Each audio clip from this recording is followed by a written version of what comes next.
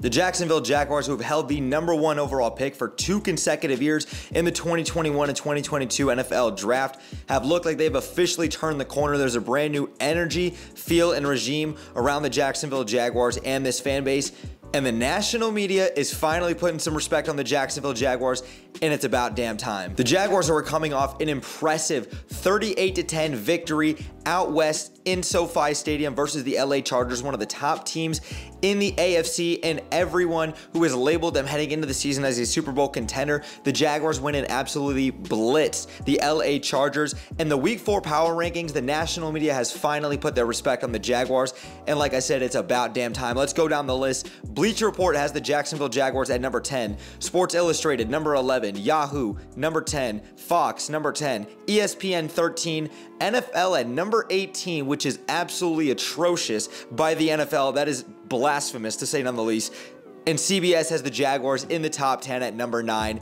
Way to go, Jaguars. The job is not finished, so what? Now what? And just outside of the big companies out there actually putting some respect on the Jaguars, let's talk about some other sports figures in the national media as well. When you look at KJM with Max Kellerman, Jay Williams, Dan Graziano, and Keyshawn Johnson just the other night when they were talking about the Jacksonville Jaguars, they have all officially picked the Jaguars to win the AFC South, and an AFC South that's not very competitive, but the Jaguars clearly look head to toe the better team in that division, top to bottom. Trevor Lawrence, the quarterback, has gotten consistent praise from a guy on First Things First on Fox FS1, from a guy in Nick Wright, who's been a huge Trevor Lawrence supporter all offseason, and even now you see Nick Wright tweeted out that Trevor Lawrence is a top 10 quarterback in the NFL right now and currently still ascending. And Trevor Lawrence also just won his first ever AFC Offensive Player of the Week, his first of his career, and he had an amazing performance versus the LA Chargers, easily the best performance of his young career. This is the first of many. 260 plus yards, 3 touchdowns,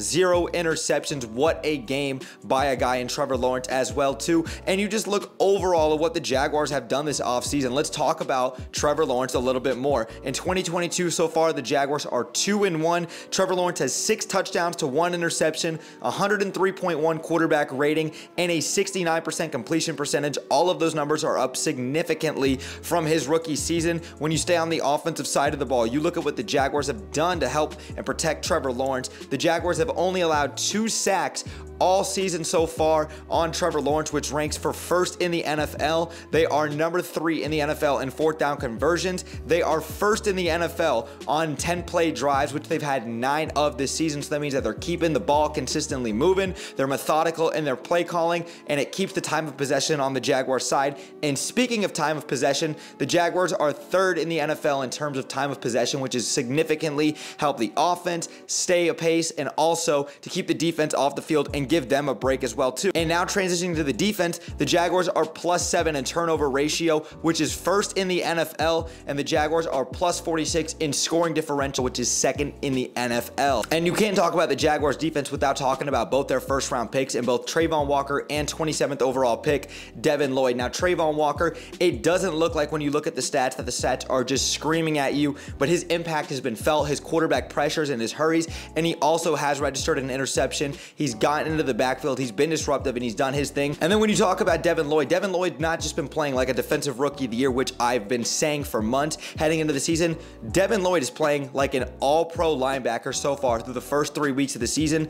Devin Lloyd, as of right now, has a 78.2 PFF grade, which is 7th among all linebackers. He's 88.5 in terms of run defense, which is 2nd among all linebackers.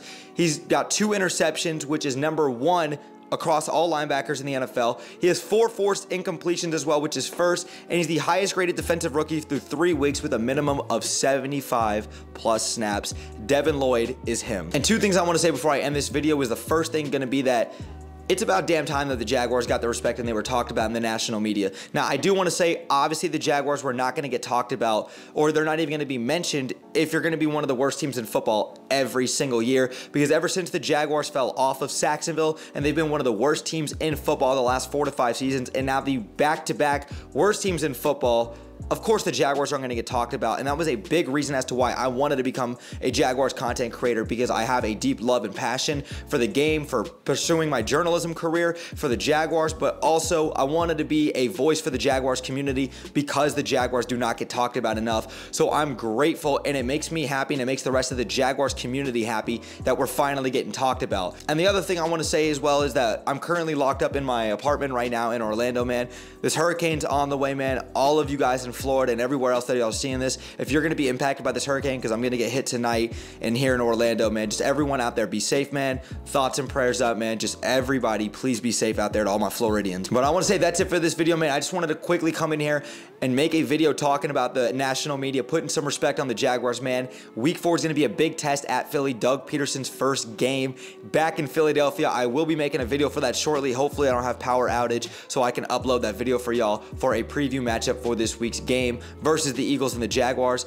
But that's it for this video. I want to say thank you guys again for sticking around throughout the whole video. If you guys enjoyed today's video, man, make sure you guys drop me a thumbs up. It takes 1 second and it helps me and the channel out tremendously. And if you guys are new here, consider hitting that subscribe bell to stay tuned for more NBA, UCF, and of course Jaguars content that I do here on YouTube. And make sure y'all go follow me on my socials, especially on Twitter. I'm very active and I'm on there every single day trying to grow that following. The link tree will be in the description down below. But thank y'all again for sticking around throughout the whole video. Brett James, aka BJ. Go Jags, baby. I'm out, y'all. Peace.